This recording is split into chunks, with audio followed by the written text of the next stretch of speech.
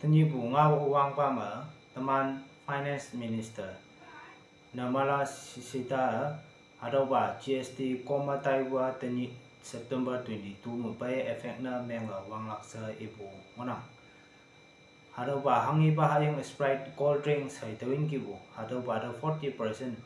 ani ba piri secret thai no sika talap kibu adoba khung da 40%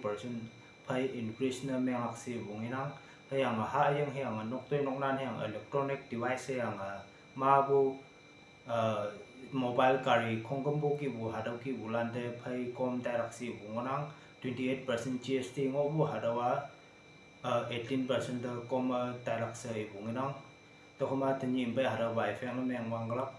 saklak si tambulana saknok si bu hadau chane tamna Chupin Kirk Sumanbu singer Asam kata e libu hangani liangge hadau ba haga libu tangma mabu e jeng fan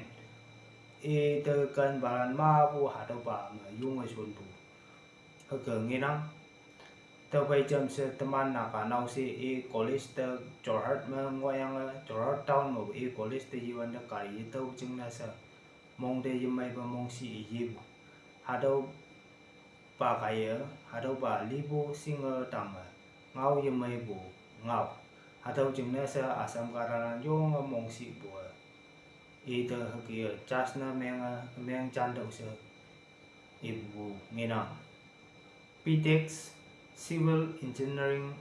student ngorang hadau ba nau si hagi ngau angge hayang boy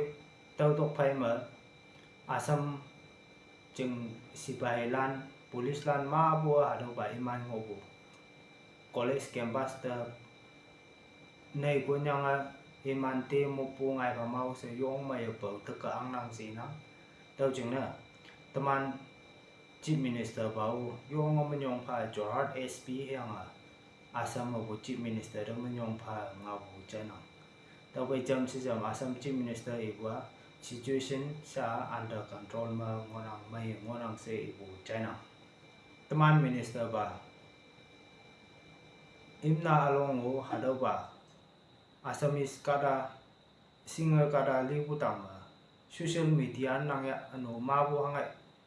sepai halan pai wawu ji hadau ba tama ngau yimai bu iman noksa kada anda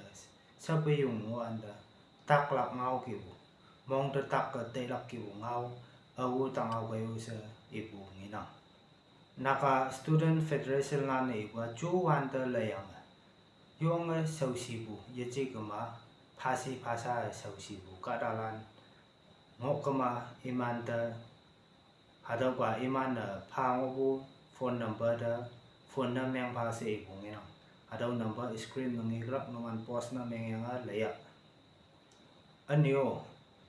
alo ba point ma teman minister ba imna along e ba second phase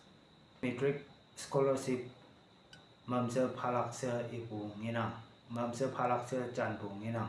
iyak ta central mabu manpai central government mabu iyak ta manpai iyak ta ngoi bu samse mamse phalak student lai ban da tai bu lai nyau na halan sangapong bu eu singnang ge se ibu nginang central youth organization lan na ibu kantem na yung meng kantem na meng yang ge kohima ma yu jok yang Maruti 800 jip yang ngai kem bu hadau ba nyung cha scooty jip yang ngai bu da hadau da teng bu jung na hadau ba nyung yong meng tawai no ma hospital ma kia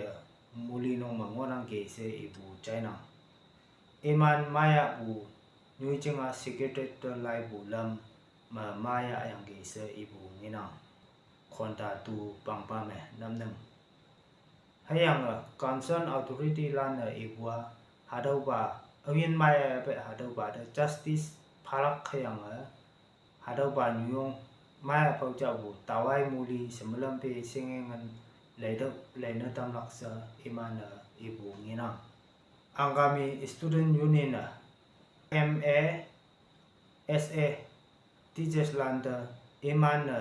demand na meng bu hadau ba mamse phalak jingna ibu nginang hangnai se ge ma hadau ba teacher land protest na meng wala student land da lai au nhiều lắm student land chẳng future miệng lắc yang tàu khơi mà hà đâu bà so cái lý đó ang kami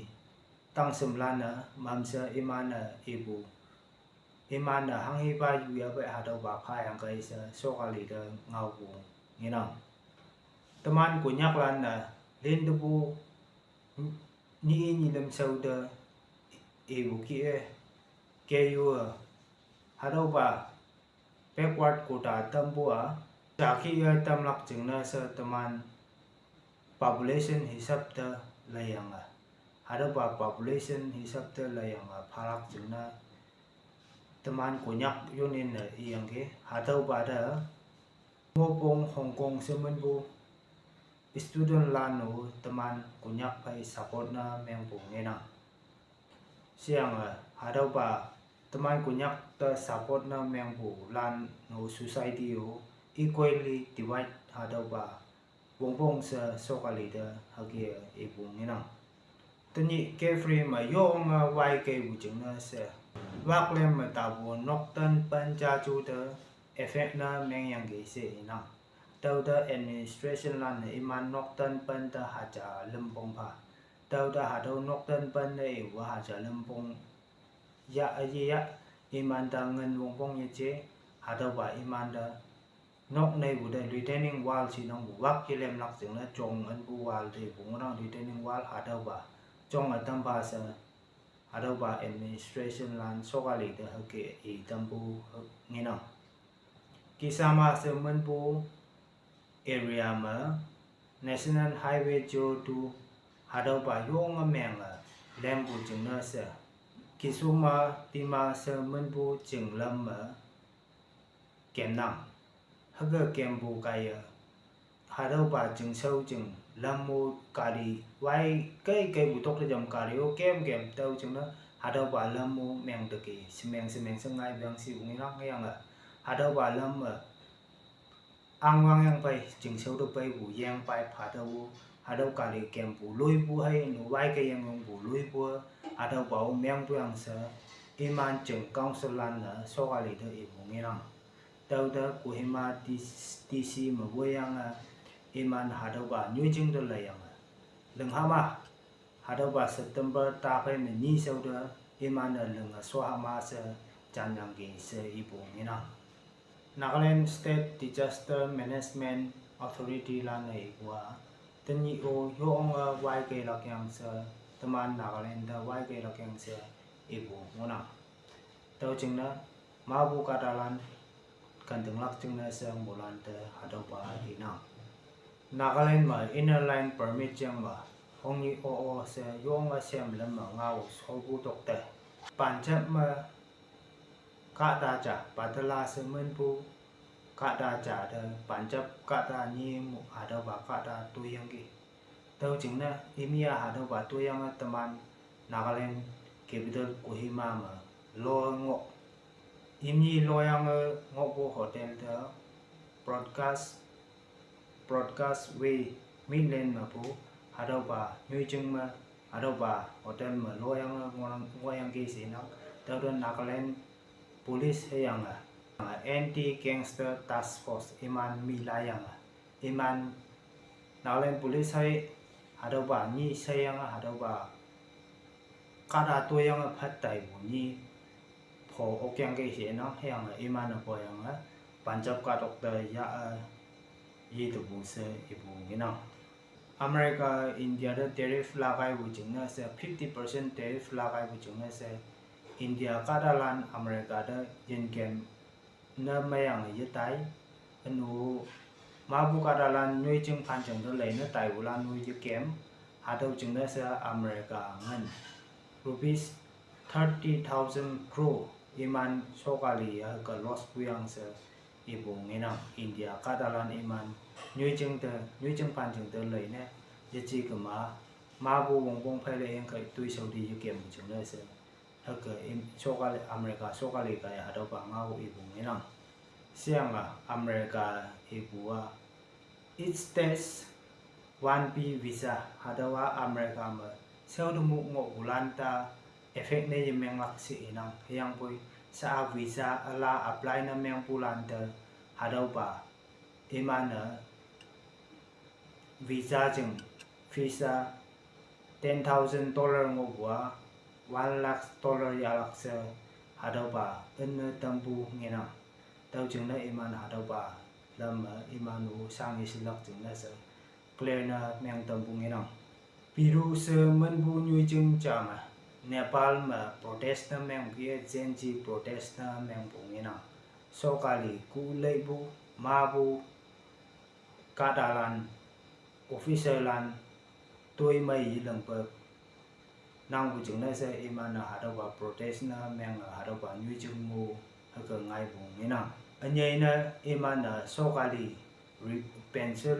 reform Hadoba lần gì bu chúng nó anh nói so kali tôi mấy lần bờ cú lấy bu ma bu chúng nó sẽ corruption chỉ nào English ngắm mà kêu ngay của chúng nó sẽ iman là Hadoba protest na meng vùng như nào Philippines manbu country miu Hadoba Indonesia ma flood na meng pu wai ka yang yong mulim pu si lak flood na meng da teman ko yang ama yang yong mulim pu Hadoba te jam lak jeng na se Philippines lan na chun bu ngan iman jeng sokali official lan hayang na ma bu phai da yang khai bu yong hak ba lan iman na Hadoba misus na meng jeng na se Philippines mo Hadoba public land protest na meng bu ngenang